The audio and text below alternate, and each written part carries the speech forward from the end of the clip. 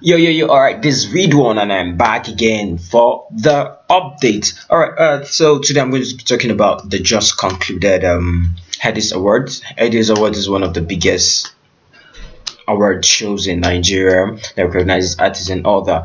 And this year's Headies has been there's a lot to talk about at the Headies because a lot happened. Some artists did not show up. They decided to boycott the show, according to them. Some awards were given to the not really appropriate people. So I put it that way because I think so and I know so. But we tend to think this the people who are in charge of these awards, the judges or whatever, should know better because we just listen to music, we just like good music, but these people actually know music. So they sit down, they have criteria they use, but it's all bullshit. There's no criteria. I just think they give it to the person who has the money to pay for the award or whatever.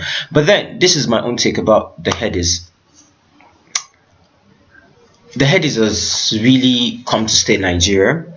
As I've said, it's one of the biggest award shows, and it has made a lot of artists who they are today. And I don't think the awards or the organizers should let artists hold them to ransom. Let me give you an example. Wizkid, you know Mr. Easy, right? Mr. Easy is signed to Wizkid's Starboys record or whatever, and Mr. Easy got the award for I don't know, the transition artist of the year or whatever, in the same category with likes of YC, the Jagaban person. You know the song Jagaban. Now there's no way in the world that Mr. Easy, there's no way in the world. I don't know what you want to talk about music, how you want to write it, or how you want the criteria you're using, but there's no way in the world Mr. Easy should cap that award in the same category with YC. There's no way. But here's the twist. Wizkid showed up 30 minutes to the end of the show. Like, he showed up very, very late towards the end. And I think just because he knew he was going to get the Artist of the Year award and his record label mate or whatever is going to get the award for next rated. Yeah, he's going to get award for the next rated. I think that was the only reason he showed up. I know these things happen in all award shows, even then, elsewhere in the organized world. All right, overseas and all that, MTV and all that. Just like Beyonce say she won't perform if her video for whatever is not given the best video of the year, things like that. But I think the organizers need to either choose. You either want to do this for your fans or you want to do this for the artists. So in cases like that, I think you should just give the award to the person who deserves it and let the people who boycott your show.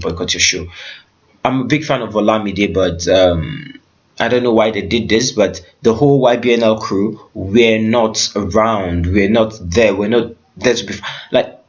I have Olamide on my Snapchat, on my Instagram. I have Lil Kesh. I have all those YBNL people, and prior to the award show, there was no hype. Like, they did not talk about it during the award show. They never talked about it after the award show.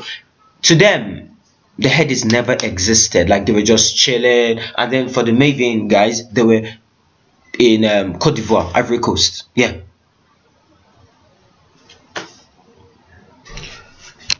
In all of the places to perform. I mean, if you're going to ditch the Headies to perform elsewhere or somewhere, not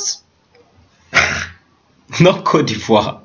I'm sorry, no offense meant, but you should be in maybe Las Vegas or somewhere chilling. But you are there I'm not even sure anyone invited them for that show. They're just looking for an excuse not to attend the Headies, and then they're going up, and they never gave a shout out to the Headies. They never congratulated the winners.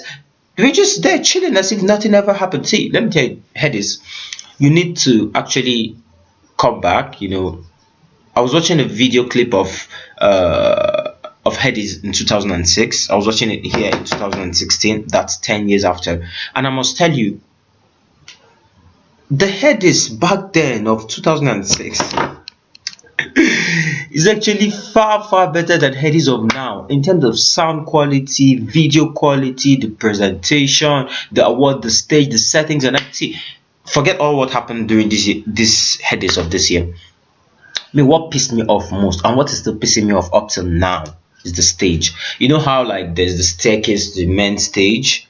Like we could see the whole settings, like the whole thing, the whole wooden stuff they used to hold the staircase onto the stage. Like who decorated that stage? You could have just a cloth or something to cover that place, but you have everything exposed, guys.